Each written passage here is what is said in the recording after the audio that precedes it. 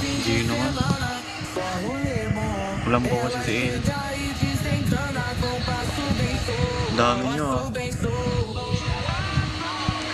Daming nagtatambay sa TikTok pag madaling araw. Diyan.